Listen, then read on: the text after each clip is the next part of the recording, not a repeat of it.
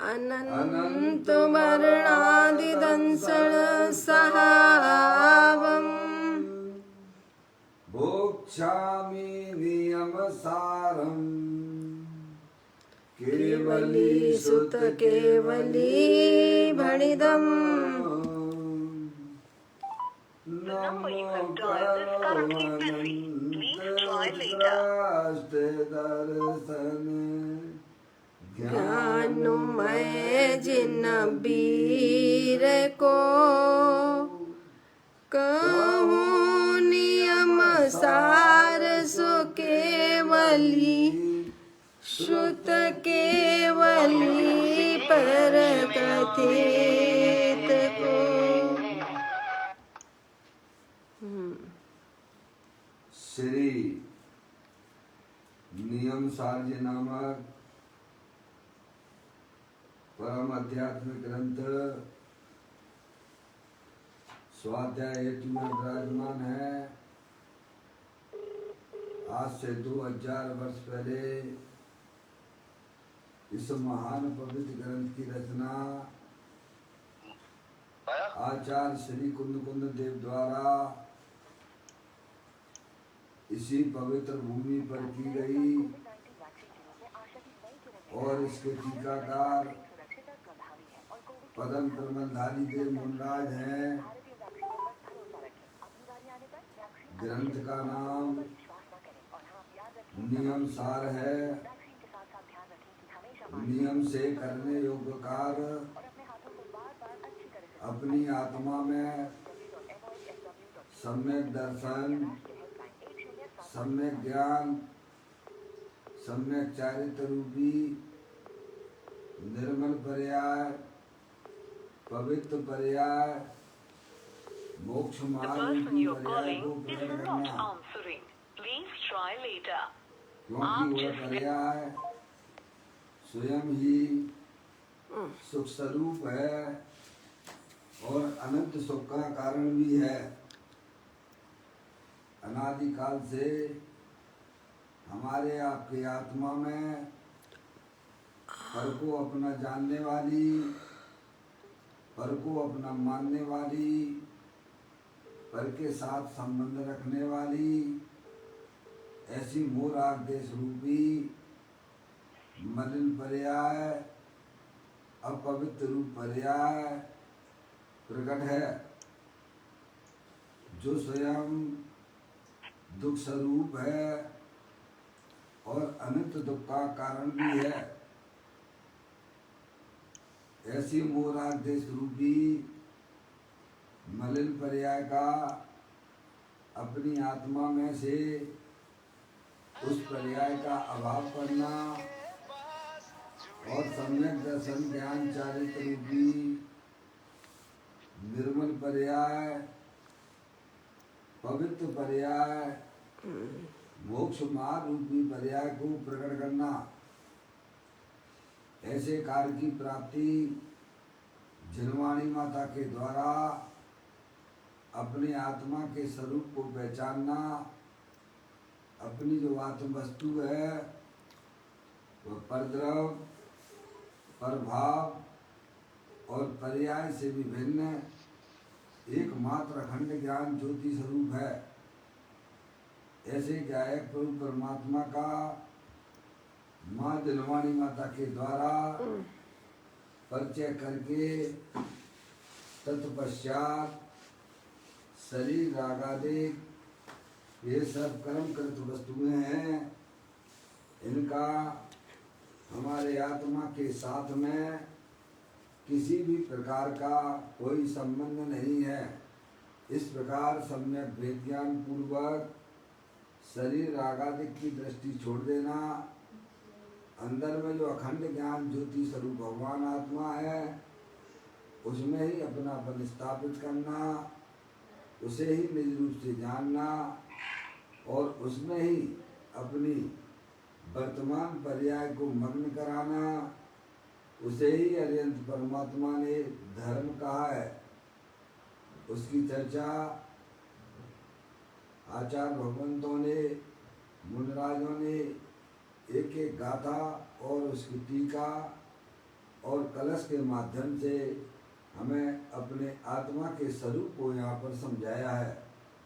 देखिएगा, यह परम आध्यात्मिक ग्रंथ है श्री नियमसार जी, जिसके 7वें अधिकार की चर्चा चल रही है, परम आलोचना अधिकार, जिसके अंतर्गत कुछ कलशों की चर्चा भी चल रही है, जिसमें 158 नंबर का कलश है। उसका प्रारंभिक पाठ पढ़ते हुए मुनिराज ने जो उसमें वस्तु स्वरूप बताई है, उसको हमें समझने का प्रयत्न होना चाहिए। पाठ करता हूँ। सब ग्रंथ से निर्ग्रंथ शुद्ध पर भाव दल से मुक्त है, निर्मोह है निष्पाप है, वह परम आत्म तत्व है। निर्वाण बनता जन्म सुख को प्राप्त करने के लिए, उस तत्व को करता नमन नित भावना भी उसी की। यहाँ पर पदम प्रबंधारी देव इस कलश के माध्यम से जगत के समस्त जीवों को यह बताना चाहते हैं कि वह जो चैतन्य वस्तु है, वह जो शुद्धात्म वस्तु है, वह सर्व संग से निर्मुक्त है, मुक्त है। जो अपनी चैतन्य वस्तु है ना, जो शुद्धात्म वस्तु है, वह सब परद्रव्यों से भिन्न है, सर्व संग से भिन्न है। उसमें सब क्या ले लेना भाई साहब? शरीर ले लेना, और शरीर के साथ में जो 8 कर्म बंधे हुए हैं वे भी ले लेना, और स्त्री पुत्र आदि तो भिन्न है ही। समझ में आ गई भाई साहब? ये सर्व संग से विमुक्त है अपनी चैतन्य वस्तु। पापा, जो शुद्धात्म वस्तु है, जो चैतन्य वस्तु है, जो कि हमारा वास्तविक स्वरूप है, वह सब परद्रव्यों से भिन्न है। तो परद्रव्य में क्या क्या ले लेना? ये शरीर है, शरीर है, ये पुद्गल है, जड़ है, और तुम चेतन भगवान आत्मा हो। और आत्मा के साथ में जो 8 कर्मों का संयोग अनादि से है, जो कि सूक्ष्म है, वो है, वह भी परद्रव्य में आ गया। एक बात। और स्त्री पुत्रादि, रुपया पैसा, वे भी सब क्या है आपके लिए? परद्रव्य है। समझ में आया? भगवान की प्रतिमा, भगवान वे परद्रव्य है कि स्वद्रव्य है? परद्रव्य है। आप चेतनेश्वर भगवान आत्मा हो, अनादि अनंत हो, ज्ञानेश्वर हो। तो यही मुनिराज यहाँ यह बताना चाहते हैं कि वह जो चैतन्य वस्तु है, वह जो शुद्धात्म वस्तु है, वह सब परद्रव्य से भिन्न है, सर्व संग से निर्मुक्त है, भिन्न है। एक बात। और परद्रव्य के लक्ष्य से जो हमारी आत्मा में मोह राग देश के परिणाम होते हैं, उससे भी वह चैतन्य वस्तु भिन्न है। क्या मम्मी? पापा मम्मी है? हाँ, आवाज आपकी तो आ रही, मम्मी की नहीं आ रही। मम्मी, अपनी जो चैतन्य वस्तु है, ज्ञानेश्वर भगवान आत्मा, वह परद्रव्य से तो भिन्न है ही, लेकिन पद्रव्य के प्रति जो मोरादेश के परिणाम होते हैं उससे भी मेरी चैतन्य वस्तु भिन्न है। ऐसा सच्चा ज्ञान करना भाई। सच्चा ज्ञान करके अंदर में श्रद्धान करना, निर्णय करना कि मैं चेतनेश्वर वस्तु हूँ। शरीर आदि परद्रव्य से तो भिन्न है ही, लेकिन आत्मा की पर्याय में जो मूल आदेश के परिणाम होते हैं उससे भी मेरी चैतन्य वस्तु भिन्न है। इसीलिए निर्मोह शब्द का उपयोग किया गया है। देखिए आप, सब ग्रंथ से निर्ग्रंथ शुद्ध, पर भाव दल से मुक्त है। निर्मोह है, निष्पाप है, वह परम आत्म तत्व है। फिर कहते हैं निर्वाण बनता जन्म सुख को प्राप्त करने के लिए। क्या के लिए? निर्वाण मोक्ष रूपी लक्ष्मी को प्राप्त करने के लिए उस तत्व को करता नमन। क्या कहते हैं परम प्रबंधाई देव महाराज? उस तत्व को करता नमन। निर्वाण रूपी लक्ष्मी उन्हीं को प्राप्त होती है जो अपनी चैतन्य वस्तु को नमस्कार करते हैं। मौसी नहीं है। मौसी नहीं है। पप्पू भैया, मोक्ष लक्ष्मी किनको प्राप्त होती है? जो अपनी चैतन्य वस्तु को नमस्कार करते हैं उनको होती है। समझ में आया? अपनी वस्तु को नमस्कार कैसे करते हैं? अपनी वस्तु को नमस्कार कैसे करते हैं? नमा समय साराय स्वानुभूतिया चकास्ते, चित स्वभावाय भावाय सर्वभावांतर छिदे। ऐसा लिया ना पदम आचार्य अमृतचंद देव ने। नमा समय साराय, नमा यानी नमस्कार, समय सार यानी शुद्धात्मा, शुद्धात्मा को नमस्कार करना। अब शुद्धात्मा का ज्ञान होगा तभी तो नमस्कार होगा ना पप्पू भैया। शुद्धात्मा को जाने बिना शुद्धात्मा को नमस्कार हो सकता है क्या? इसीलिए सब जीवों का यही सर्वप्रथम कर्तव्य है कि अपनी शुद्धात्म वस्तु को पहचानो, जो कि परद्रव, प्रभाव और पर्याय से भी भिन्न अखंड ज्ञान ज्योति स्वरूप है। इसीलिए परम प्रबंधाई देव मुनिराज कहते हैं अगर मोक्ष लक्ष्मी को प्राप्त करना है तो सबसे पहले उसको नमस्कार करना होगा। और वह नमस्कार मम्मी अंतर्मुखी उपयोग के द्वारा होता है। कैसे होता है?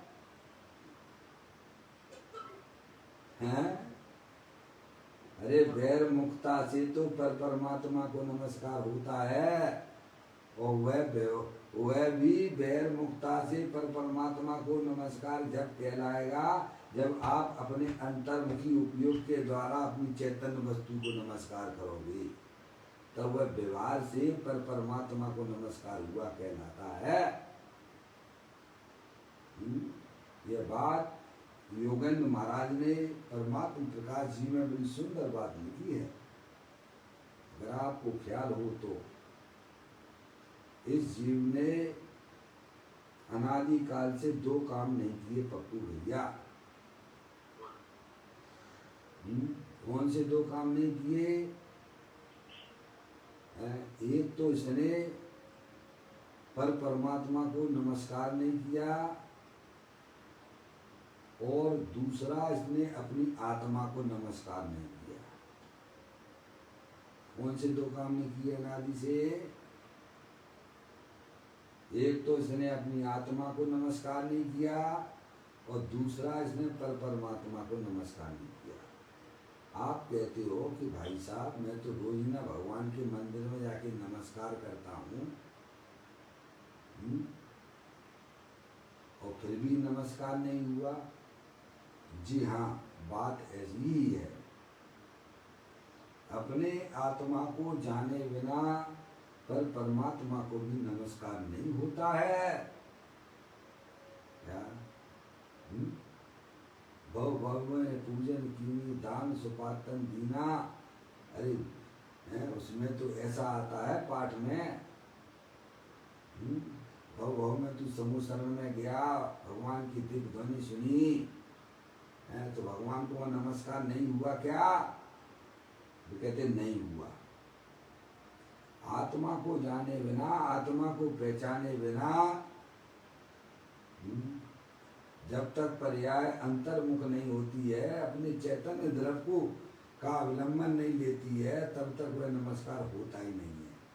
क्योंकि प्रत्येक आत्मा परमात्म स्वरूप वाला ही है। घटघट अंतर जिन बसे, घटघट अंतर जैन मति मदरा के पान से मत वाला समझे नहीं। प्रत्येक आत्मा का जो स्वरूप है वह जिनेंद्र परमात्मा जैसा ही है। जिसने अपने चैतन्य वस्तु को नमस्कार किया, उसको वास्तव में पर परमात्मा अनंत परमात्मा को नमस्कार हो गया। वैर मुक्ता से ना तो पर परमात्मा का नमस्कार होता है और ना ही अपने आत्मा का नमस्कार होता है। स्वानुभूति में देख ले, आत्मा स्वयं भगवान है क्या? तो यहाँ पर परम प्रबंधधारी देव मुनिराज कहते हैं कि निर्वाण प्राप्ति के लिए, हैं समझ गए आप, निर्वाण प्राप्ति के लिए, मोक्ष लक्ष्मी प्राप्त करने के लिए मैं उस चैतन्य तत्व को नमस्कार करता हूँ। काय के लिए? पर्याय में मोक्ष रूपी लक्ष्मी प्राप्त करने के लिए। भाई साहब, किसको नमस्कार करना? जिन्हें अपनी पर्याय में अरियंत दशा और मोक्ष दशा की प्राप्ति करना है, उन्हें अपने चैतन्य स्वरूपी भगवान आत्मा को नमस्कार करना चाहिए। चैतन्य भगवान आत्मा को नमस्कार किए बिना भाई साहब मोक्ष रूपी लक्ष्मी ना किसी को प्राप्त हुई है और ना किसी को प्राप्त होने वाली है। मम्मी क्या? अपनी आत्मा का कल्याण करना हो तो सबसे पहले अपनी आत्मा को पहचान कर उसको नमस्कार कीजिएगा। हैं? कितने भी भटके हो और भटक लेना, अगर इस जन्म मरण की चैन को भटकना बंद करना है तो सबसे पहले अपनी चैतन्य वस्तु को पहचानिए, जो कि सर्वज्ञ स्वभावी है, अनंत शक्तियों के भंडार वाली है। और पहचान कर वह पर्याय परद्रव प्रभाव का लक्ष्य छोड़ देती है, अंतरोन्मुखी उपयोग के द्वारा अपने गायक प्रभु परमात्मा का आश्रय लेती है, तब वही वास्तव में वह शुद्धात्मा को नमस्कार कहलाता है। वह सम्यक दर्शन सम्यक ज्ञान है। अब वह पर्याय निरंतर उसमें मस्त रहती है, लीन रहती है और वही मोक्ष रूपी लक्ष्मी को प्राप्त कराती है। दूसरा कोई उपाय नहीं है। क्या? तो भैया जे काम चाहे आज कर लो, चाहे कल करो, चाहे अनंत काल बाद करो, करना तो यहीं से पड़ेगा। अभी हमारे पास में संयोग के रूप में मनुष्य शरीर है, जिन्हें देव परमात्मा है, उनकी वाणी भी है। समझ में आया भैया? अगर यह काम अभी हमने चालू ना किया तो समझ लेना आप अनंत काल पीछे हो जाओगे। नहीं समझ में आया? जैसे एवरेस्ट की चोटी पे चढ़ने वाला व्यक्ति अगर एवरेस्ट की चोटी पर उसके धरातल पे नहीं पहुंचा, भले ही वह 8 फीट अभी दूर है, वहां से अगर वह थोड़ा सा और प्रयास कर लेता तो एवरेस्ट की चोटी पे पहुंच जाता। और अगर वहां से स्लिप हुआ तो पप्पू भैया कहाँ से चला था? धरती से चला था। चोटी पे चढ़ने वाला व्यक्ति और पैर स्लिप हुआ, धड़ाम से नीचे आ गया धरती पर।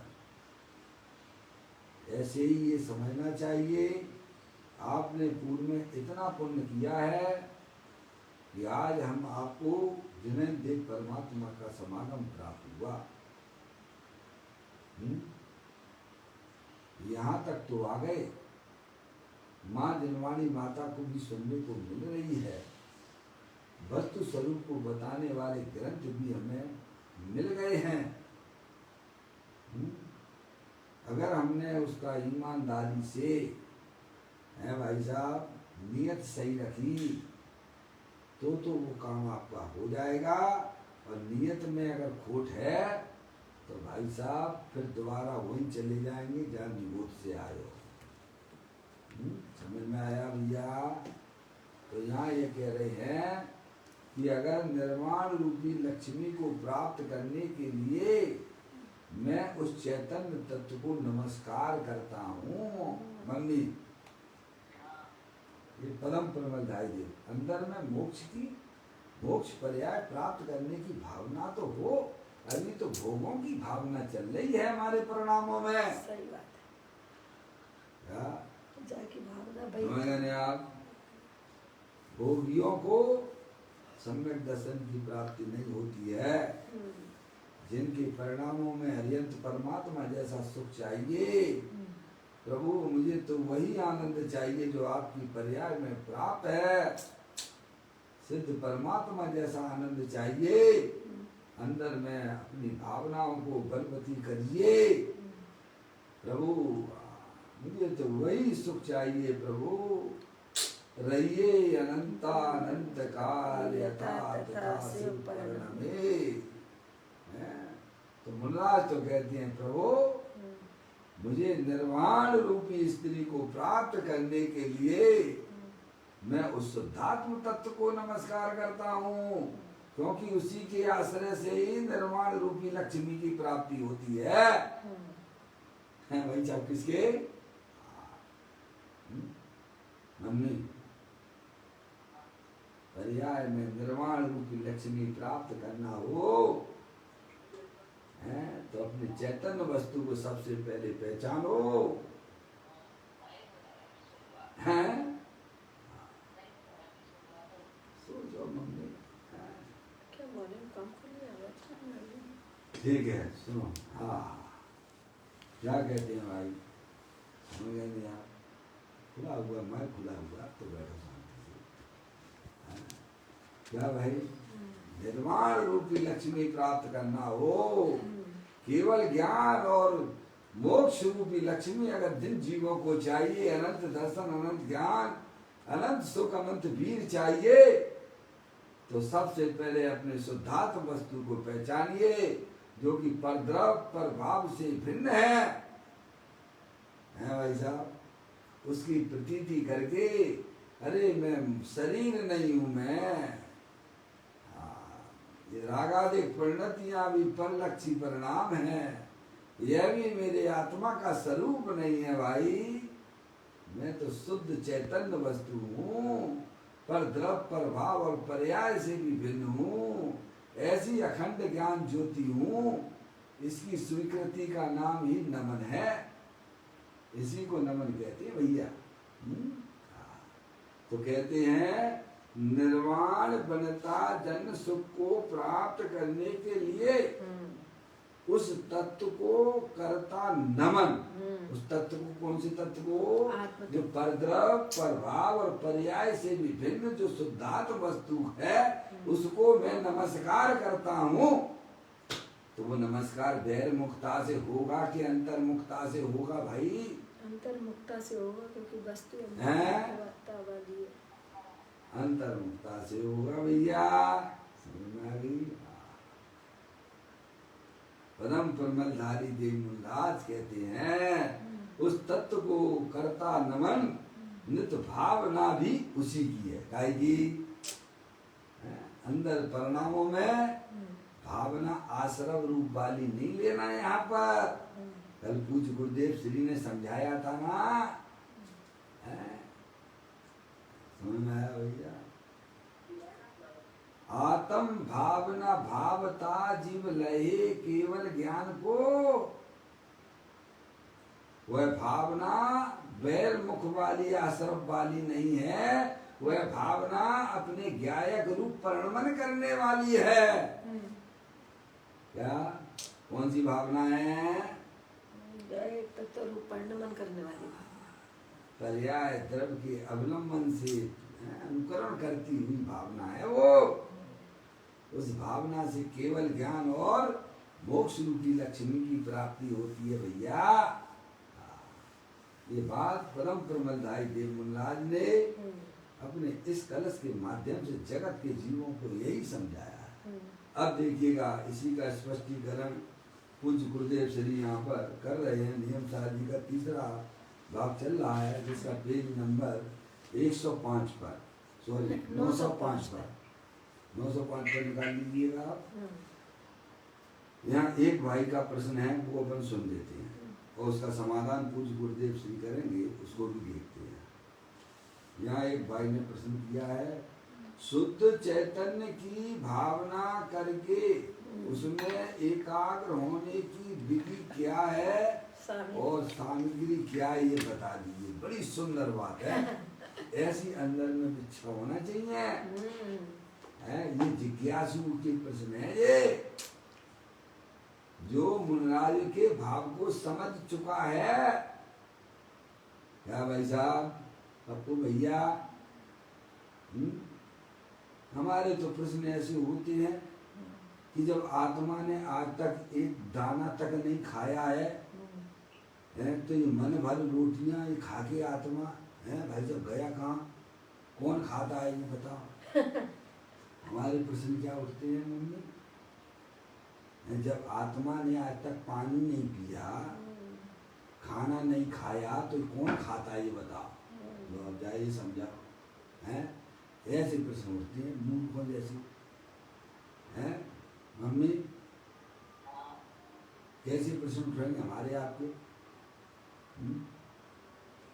जब आत्मा ने आज तक आप कहते हो एक दाना तक नहीं खाया है, एक बूंद पानी की नहीं पी है, तो इस पर ये किसने पिया है, किसने खाया है। तो इतना हम तो कमात मर गए। क्यों? बच्चे कह रहे हैं कि भाई साहब तुम जो है कमा ही नहीं सकते हो, हम बनाते मर गए, मर गए, और तुम कह रहे बना ही नहीं सकते, तो फिर ये क्या हो क्या रहा है। हमारे प्रश्न तो ये उठते हैं, समझदार विवेकी जीवों के प्रश्न होते हैं।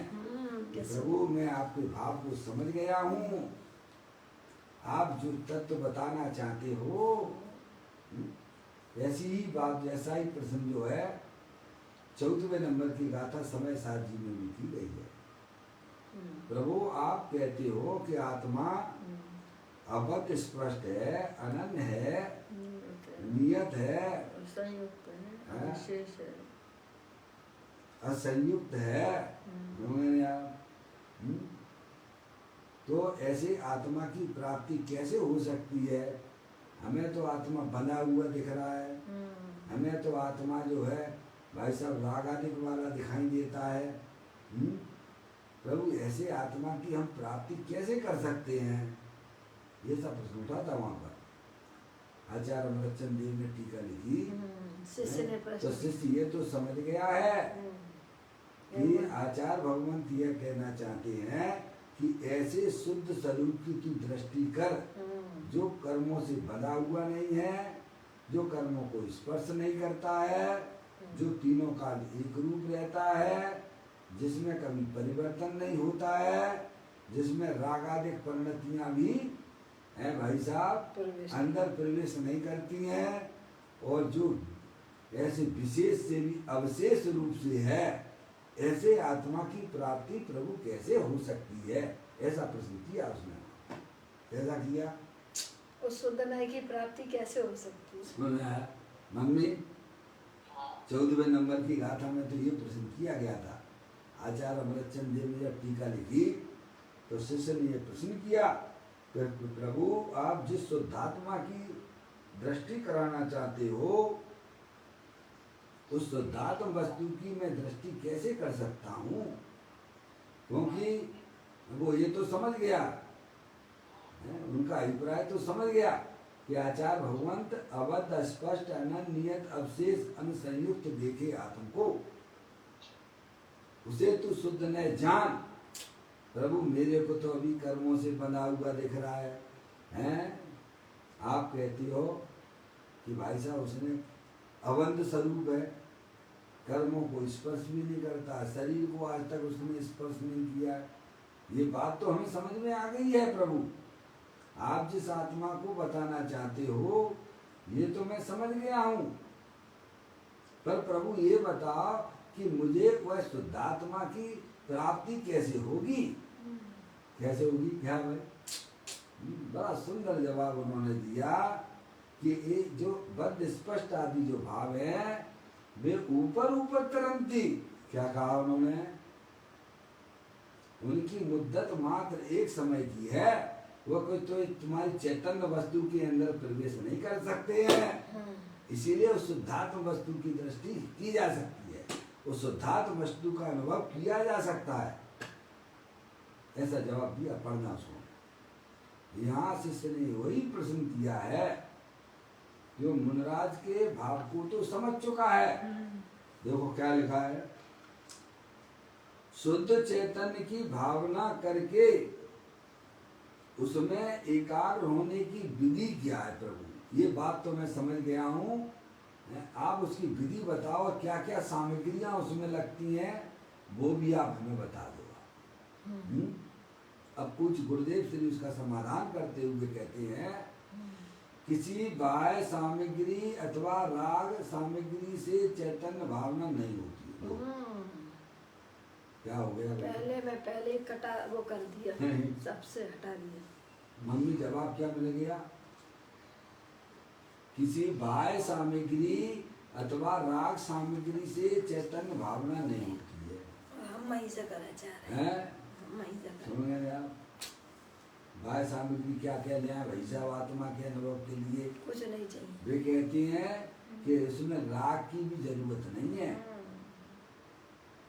चाहे वह राग अशुभ राग की तो बातें छोड़ दीजिए, अरे शुभ राग रूपी सामग्री की भी जरूरत नहीं है कि भगवान की पूजा करते करते करते करते करते हमारा कल्याण हो जाएगा। मूर्खानंद, अपनी चैतन्य वस्तु का अनुभव करना है तो तुझे राग का भी अवलंबन, आश्रय और उसकी दृष्टि छोड़ना होगी।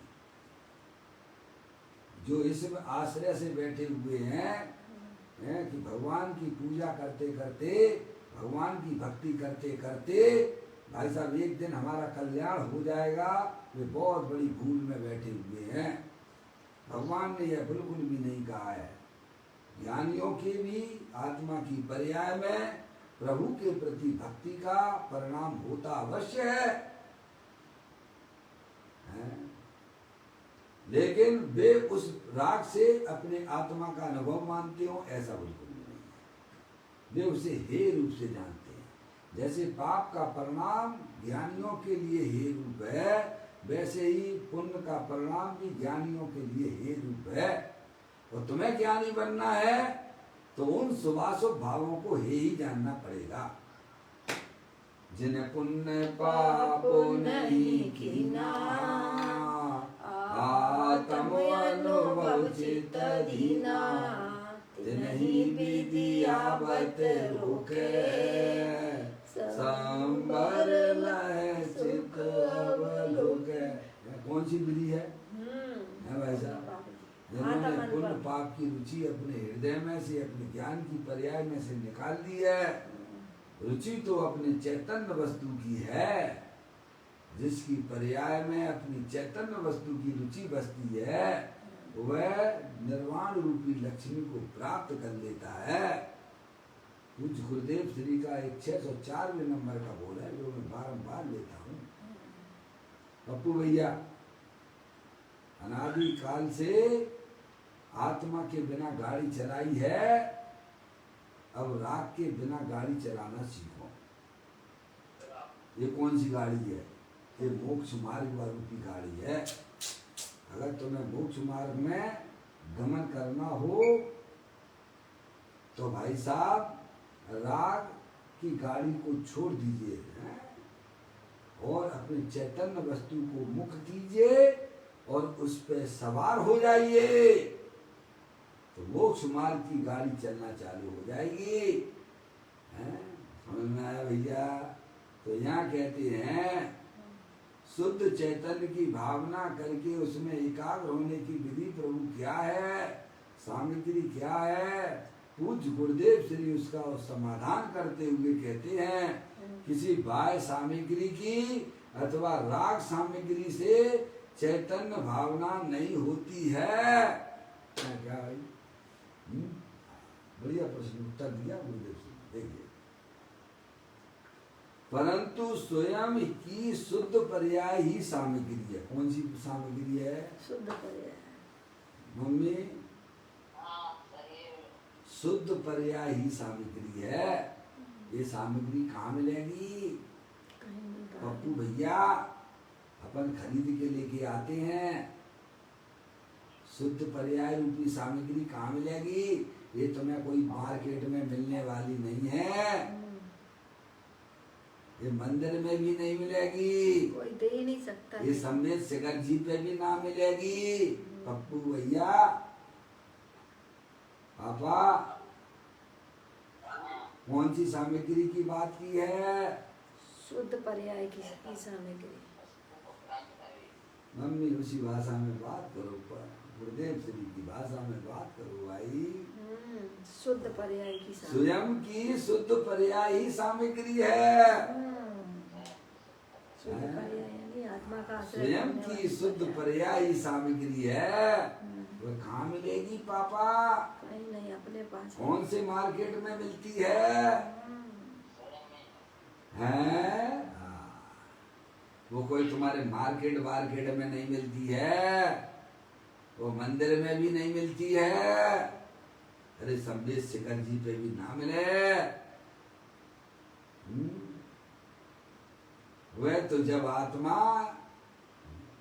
जब उसकी पर्याय अंतर्मुखी उपयोग के द्वारा अपनी चैतन्य वस्तु को ग्रहण करती है तो उसकी पर्याय में शुद्ध सामग्री रूपी पर्याय प्रकट होती है। वो ऐसे मिलती है। अगर बात चाहिए तो अपनी सब तरफ से भाई साहब पर्याय में लॉकडाउन कर दीजिए और अपने चैतन्य भगवान आत्मा के पास चले जाइए तो वहां जाके मिल जाएगी।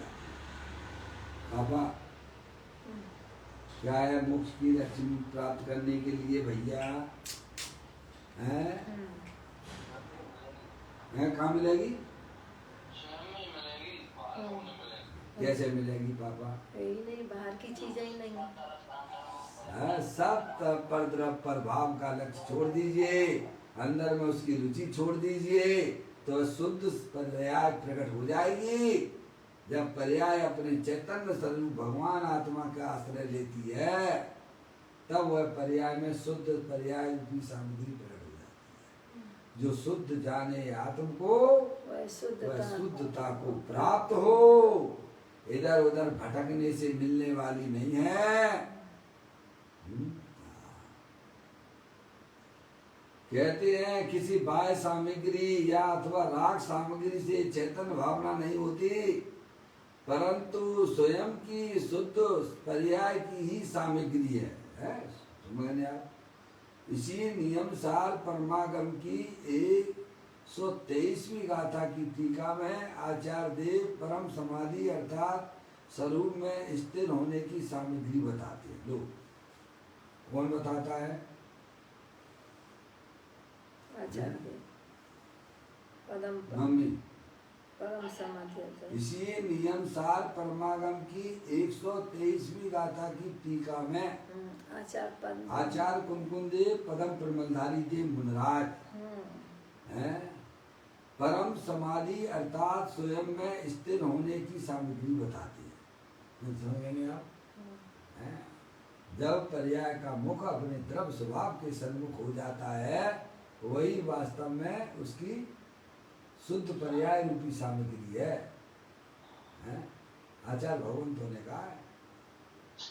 आगे यहाँ संयम नियम अध्यात्म तथा धर्म ध्यान और सुकुल ध्यान को परम समाधि का लक्षण बताया है। इसको संयम नियम अध्यात्म तथा धर्म ध्यान और सुकुल ध्यान को परम समाधि का लक्षण बताया है।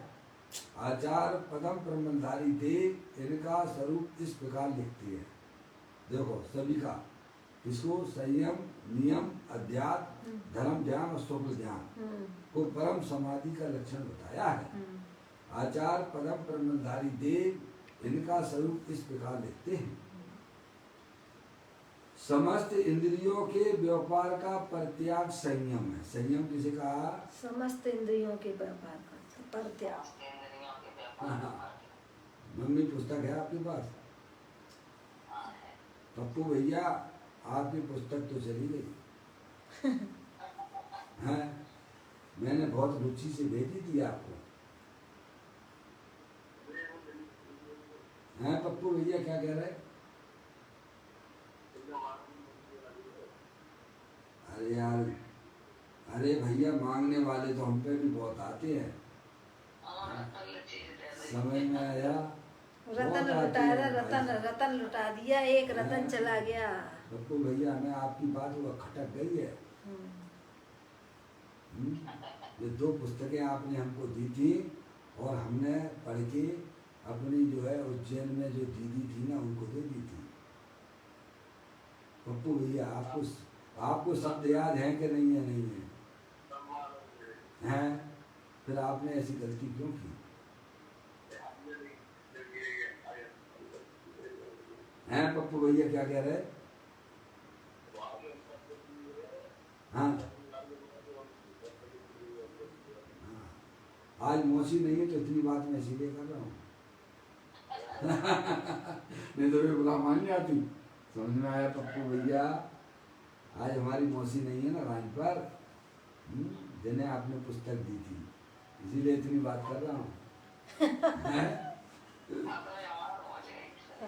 हाँ पहुँच गए, कहीं भी पहुँच जाए, मोबाइल तो हर जगह रहता है। आज लाइन पे नहीं है ना? आज लाइन पे नहीं है, कल तो थी। समझ गए नहीं आप? समझ गए? पुस्तक में सब लिखा पड़ी है। बहुत गजब का गुरुदेव श्री ने तो हमें यही सिखाया है कि पुस्तक को सामने रखिए, उसे पढ़िए। आप पढ़ोगे तो आपकी पर्याय में वो निर्णय होता है। अरे आचार्य भगवान कह रहे हैं, मुनराज कह रहे हैं, किसी गहरे गहरे नत्थु गहरे की बात नहीं है ये।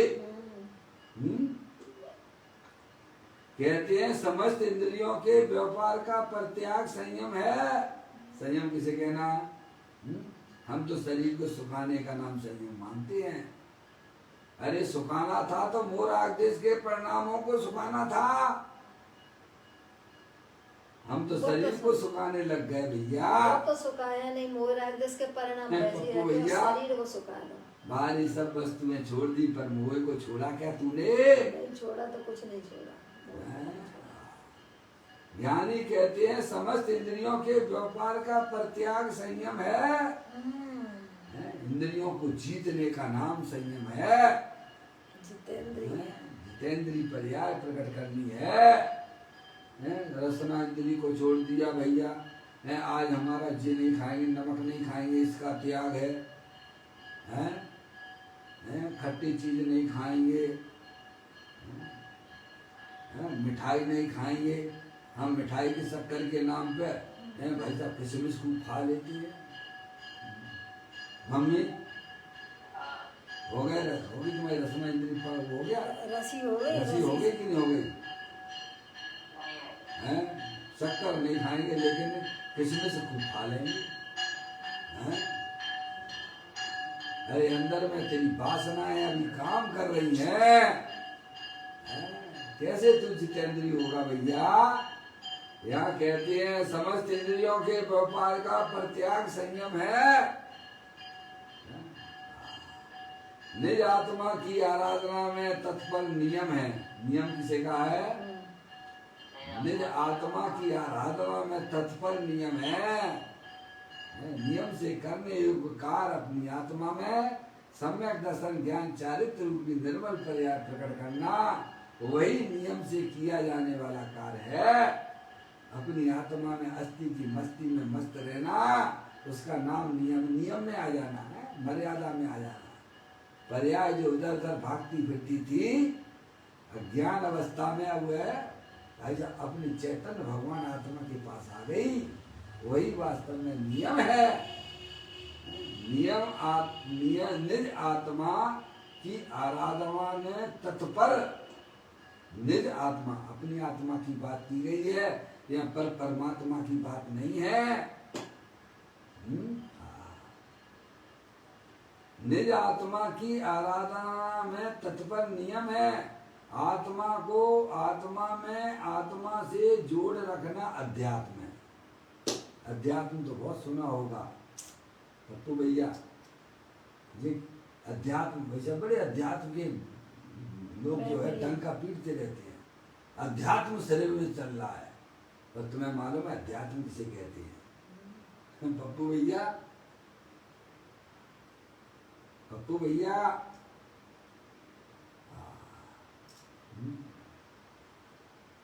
अध्यात्म किसे कहना? मम्मी, अध्यात्म किसे कहा है? पुस्तक पढ़, पुस्तक में बोल के बताना मम्मी क्या लिखा है।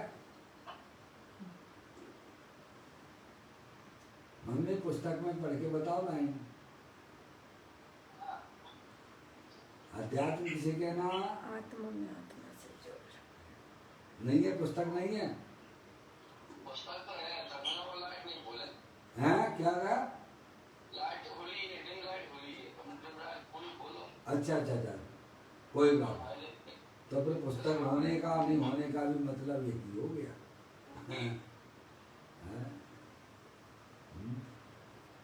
कहते हैं आत्मा को आत्मा में आत्मा से जोड़े रखना अध्यात्म है। जोड़े रखना,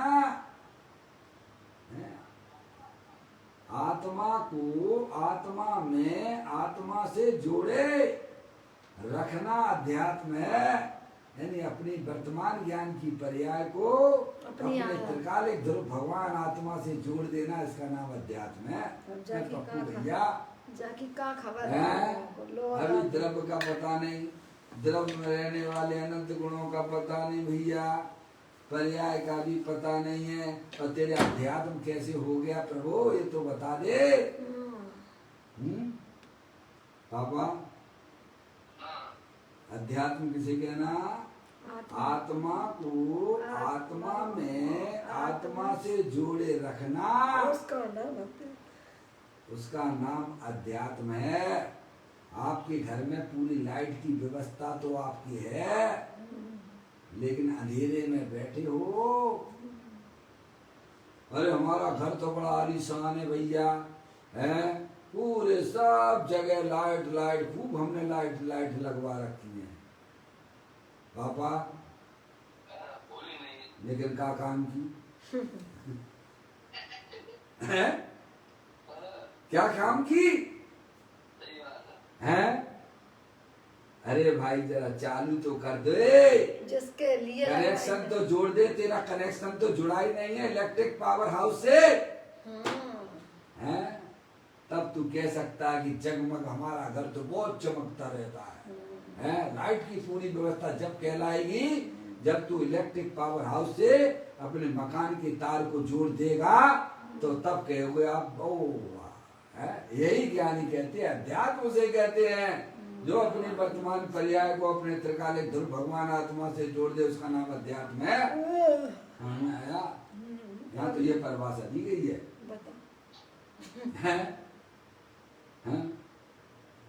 अध्यात्म के शिविर तो बहुत लगते हैं।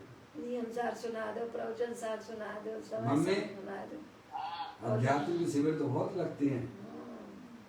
अन्य मतों में भी अध्यात्म की बहुत चर्चा की जाती है। ज्ञानी कहते हैं अध्यात्म से कहते हैं अपने उपयोग को अपने त्रिकालिक ध्रुव भगवान आत्मा से जोड़ दे, उसका नाम अध्यात्म है। अध्यात्म विद्या को सर्वश्रेष्ठ विद्या दी गई है। क्या है? यही मुक्ति का कारण है ना, अन्य कोई मुक्ति मम्मी, अध्यात्म विद्या को सर्वश्रेष्ठ विद्या कही गई है।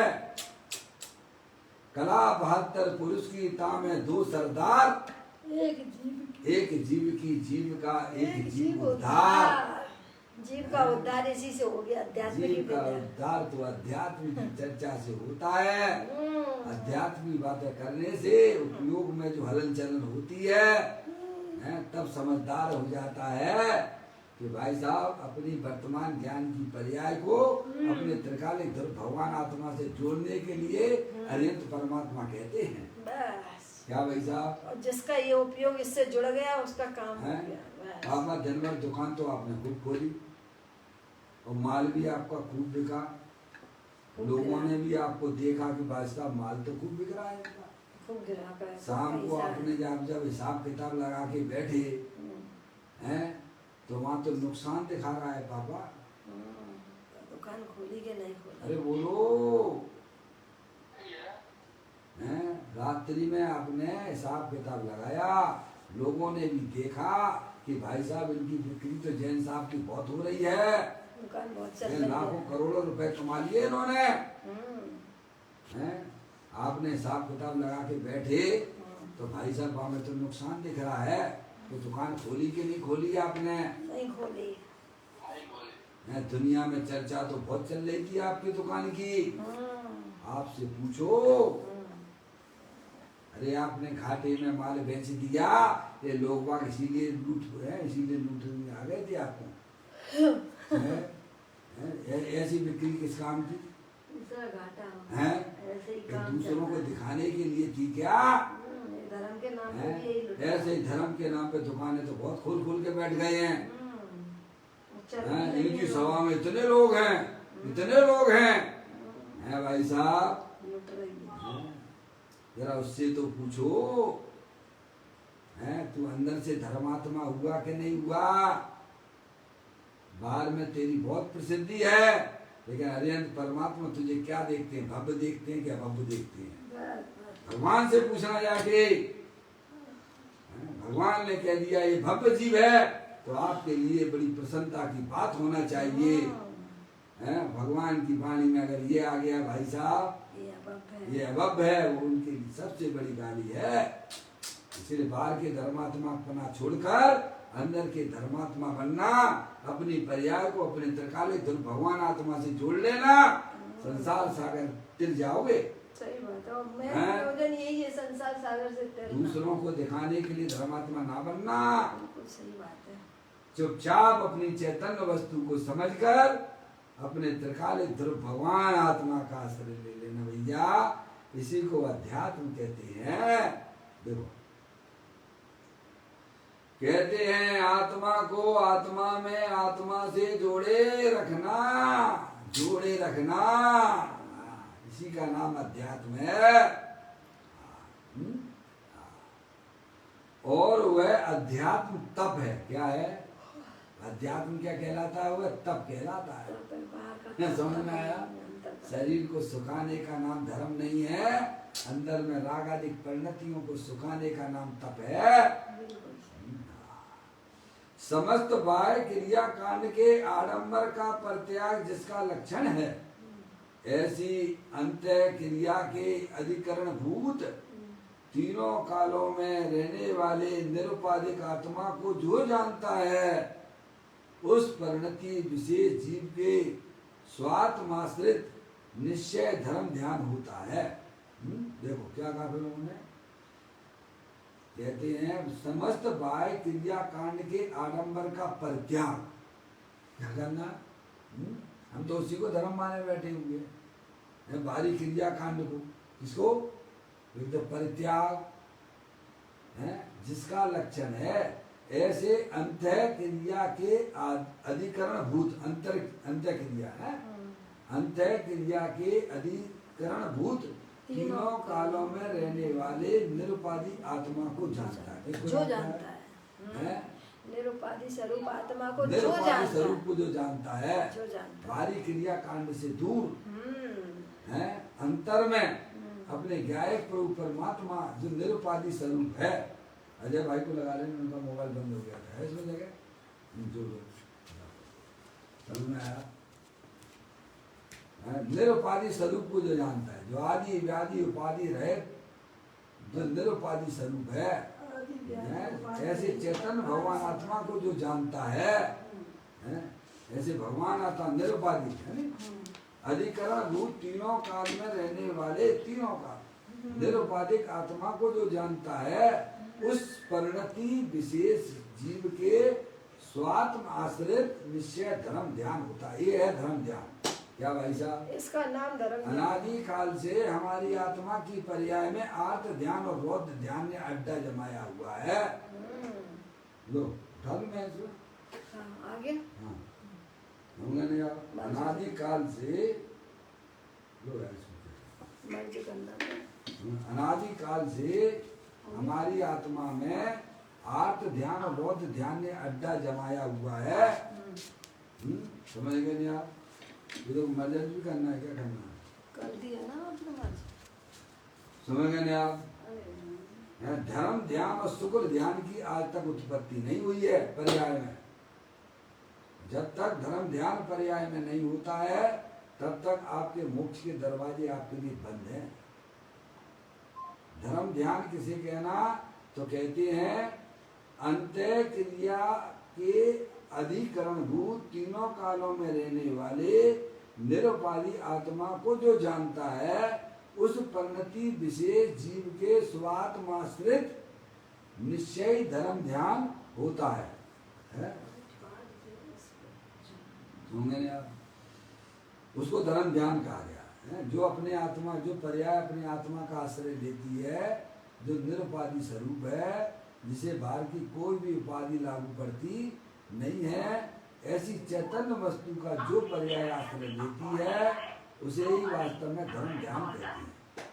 अब कहते हैं ध्यान, ध्येय, ध्याता और ध्यान का फल आदि विविध। तो थोड़ी आवाज बंद कर लो जिनके यहाँ, ठीक है।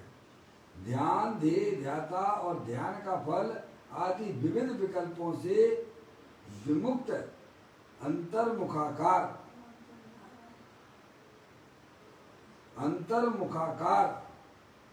समस्त इंद्रिय समूह से अगोचर निरंजन परम तत्व में अविचल स्थित रूप निश्चय शुक्ल ध्यान है।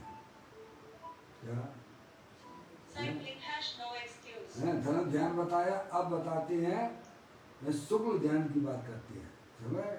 तो कहते हैं ध्यान, ध्येय, ध्याता और ध्यान का फल आदि विविध विकल्पों से विमुक्त अंतर्मुखाकार समस्त इंद्रिय समूह के अगोचर निज निरंजन परमात्म तत्व में अविचल, है ना, अविचल बिल्कुल स्थिर हो जाना।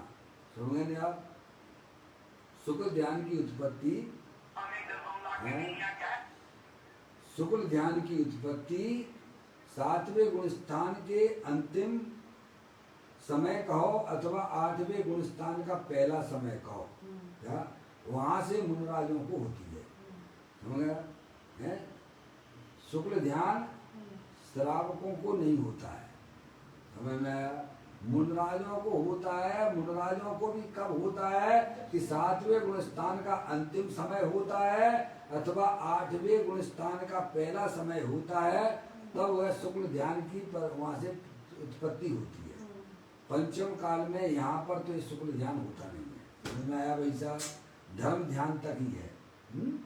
तो कहते हैं ध्यान, ध्येय, ध्याता, ध्यान का फल आदि विविध विकल्पों से विमुक्त अंतर्मुखाकार समस्त इंद्रियों से अगोचर निज निरंजन परमात्म तत्व में अविचल, यानी अविचल यानी स्थिर रहना, स्थिति रूप से निश्चय शुक्ल ध्यान है। उसको निश्चय शुक्ल ध्यान कहते हैं। इन सामग्री विशेष सहित अखंड अद्वैत परम चैतन्यमय आत्मा को जो परम संयमी नित्य ध्याता है, उसे वास्तव में परम समाधि होती है। क्या? इन सामग्री विशेषों सहित ये सामग्री बताई है। अद्वैत अखंड अद्वैत परम चैतन्यमय आत्मा को जो परम संयमी नित्य जाता है उसे वास्तव में परम समाधि होती है। देखो यहाँ संयम, नियम, अध्यात्म, निश्चय, धर्म ध्यान और शुक्ल ध्यान ऐसे 5 मूलों को परम समाधि का मुख्य कारण बताया है। यह समस्त निजात्मा की शुद्ध पर्याय है। समझ नहीं आप? यह समस्त निजात्मा की शुद्ध पर्याय है और यही आत्म ध्यान की सामग्री है। समझ ना? यह सामग्री काय के लिए मोक्ष प्राप्त करने की सामग्री की बात कही है। शुद्ध चैतन्य की भावना करके उसमें एकाग्र होने की विधि क्या है और सामग्री क्या है, वो बात यहाँ चल रही है। ऐसे 5 मूलों को परम समाधि का मुख्य कारण बताया है। यह समस्त निजात्मा की शुद्ध पर्यायी है। कौन है? निजात्मा की शुद्ध पर्याय। ये समाधि रूप जो है ना, ये सामग्री जो है आपको बताई गई है, वह शुद्ध पर्याय का नाम सामग्री है। उन्होंने आप जो अपने गायक प्रभु परमात्मा के आश्रय से उत्पन्न होती है। ऐसे समस्त निजात्मा की शुद्ध पर्यायी है और यही आत्म ध्यान की सामग्री है। समझ लेना आप? इसकी चर्चा वहाँ इसका जो है श्रीमद राजचंद जी ने उन पदों में भी यह बात की है। बाहर के साधन तो तुझे अनंत बार मिले, यम नियम संयम आप कियो, परित्याग विराग यथाग लियो, मुख मौन रहो दिन आसन पद में लगाए लियो, मत खंडन मंडन भेद किए, अब क्यों न विचारत हो कछु, कुछ और रहा साधन से। इन साधनों से आत्मा की प्राप्ति नहीं होती है। क्या? ये तो बाह्य साधन है। हम बाह्य साधन को वास्तविक साधन माने बैठे हुए हैं। निश्चय साधन तो अपना त्रिकालिक ध्रुव भगवान आत्मा है। जब पर्याय उसका आश्रय लेती है तब भाई साहब वही वास्तव में निश्चय साधन हो जाता है। सब चीजें इकट्ठी तो कर लेंगे। जो बाह्य साधन है वे निश्चय साधन तो सब कर लें। मम्मी है बच्ची की आपको ने शादी करी, सबको जाके आपने चिट्ठियां बंटवा दी शादी की, सब बाहर में डेकोरेट वगैरह सब करवा। पापा है बच्ची की शादी की, सबको चिट्ठियां बंटवा दी आपने शादी की। और बढ़िया कैसा में सब व्यवस्था भी कर दी, गार्डन वार्डन जो आप लेते हो वो भी कर दिया है। और लोग वहाँ आए भी, खाना पीना भी खा गए क्या, और चले भी गए। लेकिन भावरे नहीं पड़ी तो होगी शादी क्या? सब बाह्य साधन व्यर्थ के भय। अरे क्या हो गया? व्यर्थ गए, व्यर्थ पैसा गया, व्यर्थ मेहनत गई सब। अरे भाई साहब अगर लड़की की भावने पड़ जाए तो बाकी शादी हो गई। तुम्हारे इन साधनों की भी कोई जरूरत नहीं है। अरे लड़की की शादी करनी है तो आवश्यक सामग्री के नाम बताइए पापा। बर चाहिए बस। लड़की की शादी करनी है तो आवश्यक सामग्रियों के लिस्ट बता दीजिए। अरे कोई जरूरी है कि उसके माता पिता हों तो ही उसकी शादी हो? बिना माता पिता के शादी नहीं होती है क्या? बाहर के साधन हो भाई साहब, लाड़ी हो, गाड़ी हो, हैं क्यों? तो उसकी शादी नहीं होगी क्या? अरे हो तो हो, ना हो तो ना हो, बर होना चाहिए। एक लड़की के लिए तो एक लड़का चाहिए और शादी हो जाएगी। समझ में? उसके लिए बाहर की सामग्री हो तो अच्छी बात, ना हो तो भी हो जाएगी। ऐसे ही भाई साहब दुकान तो आपने खोल ली बहुत हैं, ताम झाम लगा लिया भाई साहब, बड़े बड़े शिविर लगा लिए, बहुत बड़ी बड़ी बातें कर ली अपनी आत्मा की। समझ में आया? लेकिन वो काय के लिए थे? वे बड़ी बड़ी भगवान की पूजाएं करी, अनुष्ठान किए, काय के लिए थे वे? से आत्मा बोलो। का आत्मा से कनेक्शन जोड़ने के लिए था। हैं? अरे पूजा भक्ति भगवान की काय के लिए की थी? अपने अपने अपने आत्मा की प्राप्ति के लिए की थी। और वो नहीं की तो है भावरे ना पड़ी लड़की की तो सब तुम्हारे ताम झाम बेकार है भाई साहब। बेकार। समझ में आया भाई साहब। इसीलिए आत्मा की प्राप्ति करने के लिए आवश्यक सामग्री तो उसकी निर्मल पर्याय है, वह शुद्धात्म वस्तु है। वह पर्याय में प्रकट नहीं की तो तुम्हारे सब ताम झाम है बेकार। भाई साहब। मनुष्य पर्याय मिली, जैन दर्शन मिला, बहुत शास्त्र पढ़े, बाल के त्याग वगैरह भी किए, सब व्यर्थ। लेकिन अपनी पर्याय का संबंध अपने त्रिकालिक ध्रुव भगवान आत्मा से ना किया।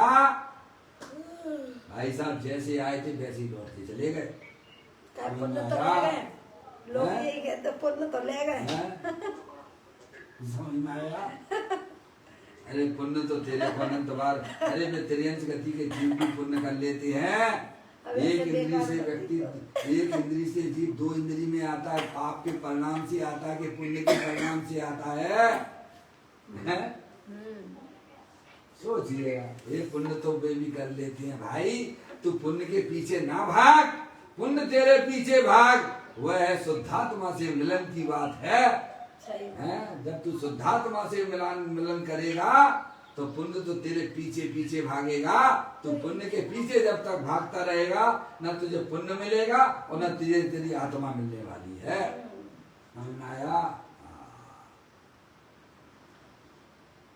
चलिए पूरी चर्चा करता हूँ। ऐसे 5 गुणों को परम समाधि का मुख्य कारण बताया है। यह समस्त निजात्मा की शुद्ध पर्याय है और यही आत्म ध्यान की सामग्री है। यही आत्म ध्यान की सामग्री है। इसके अलावा बाहर की राग की कोई भी सामग्री आत्म ध्यान में काम नहीं आती। अतः उक्त 5 पर्यायों का आश्रय स्वरूप एक अखंड आत्मा है। जो 5 जो बताए ना, कौन कौन से 5 बताए हैं? संयम, नियम, अध्यात्म, निश्चय, धर्म ज्ञान और शुक्ल ज्ञान। ये 5 है। ये उक्त 5 पर्यायों का आश्रय स्वरूप एक अखंड आत्मा कहाँ से मिलती है? आत्मा के आश्रय, आत्मा के आश्रय से मिलती है। इसीलिए अखंड आत्मा का आश्रय करना ही धर्म के आरंभ से पूर्णता का साधन है। क्या है? किसका? पर्याय का कर्तव्य है कि अपने त्रिकालिक ध्रुव भगवान आत्मा का आश्रय ले। है भाई साहब, बहुत बढ़िया बढ़िया पर्याय मिलेंगी जो आज हमारे पंच परमेष्ठियों के पास में है? पंच परमेष्ठि पास में है कि नहीं है? सबको निर्मल पर्याय चल रही है। आप शरीर को ना देखिए, शरीर तो जड़ है, अंदर से देखने का प्रयत्न कीजिए। अरिहंत सिद्धाचार पाठक साधु है परमेष्ठिपन। यह आत्मा की अवस्थाएं आत्मा ही है स्वयं। इस प्रकार ये भाई, तुम ऐसे आत्मा की श्रद्धा करके उसमें स्थिर हो जाओ। बस ये भगवान का आदेश है। क्या है? ये है द्वाद सांग का सार। यही है कि अपनी शुद्धात्म वस्तु को पहचान कर उसके आश्रय से रहना। यही भगवान का आदेश है, यही द्वाद सांग का सार है। ए भाई, तुम ऐसी आत्मा की श्रद्धा करके, मैं मनुष्य नहीं हूँ, मैं स्त्री नहीं हूँ, मैं तो अखंड ज्ञान ज्योति स्वरूप भगवान आत्मा हूँ, ऐसी श्रद्धा करके उसमें स्थिर हो जाओ। क्या है? यदि स्थिर ना हो सको तो ऐसी श्रद्धा तो अवश्य रखना कि मार्ग तो यही है। क्या है? सुखी होने का मार्ग तो यही है। मम्मी क्या कहते हैं गुरुदेव श्री? यदि स्थिर ना हो सको, स्थिर होने का काम एक अलग है भाई, पर श्रद्धा ज्ञान तो पक्का रखो कि मैं स्त्री नहीं हूँ, मैं शरीर नहीं हूँ, मैं मनुष्य नहीं हूँ, मैं रागी द्वेषी नहीं हूँ, मैं तो एकमात्र अखंड ज्ञान ज्योति स्वरूप हूँ। इसकी जो पकड़ मत छोड़ना अंदर में। यदि स्थिर ना हो सको तो ऐसी श्रद्धा तो अवश्य रखना कि मार्ग तो यही है, सुखी होने का मार्ग तो वास्तव में अपने शुद्धात्मा का आश्रय लेने पर ही है। प्रत्येक जीव सुखी हो सकता है, अन्य कोई दूसरा मार्ग नहीं है। ऐसा श्रद्धा करने वाले को भी मोक्ष मार्ग कहा गया है, समझे? वो मोक्ष मार्ग ही वह भी जीव है। इस प्रकार यह अपने 158 नंबर के कलश का यहाँ पर निमंत्रण किया। अब जो है 159 का अंतिम कलश इसका है। 109 नंबर की गाथा के बाद जो इन कलशों की चर्चा आई थी उसमें अंतिम कलश है 159, उसकी चर्चा अपन कल करेंगे। निज निज निधि निज में बताई, ये अनंत अनंत उपकार है, उसके लिए जिन वाणी माँ को वंदना सतबार है, वंदना सतबार है। 9 बार नमोकार मंत्र।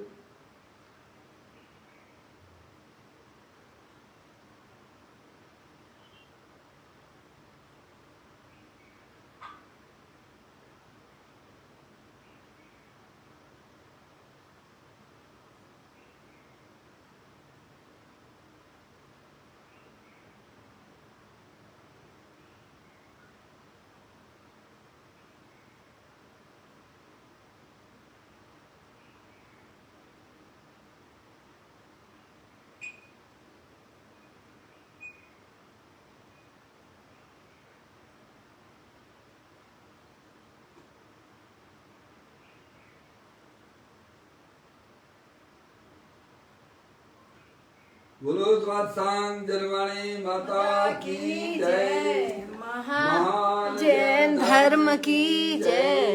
सभी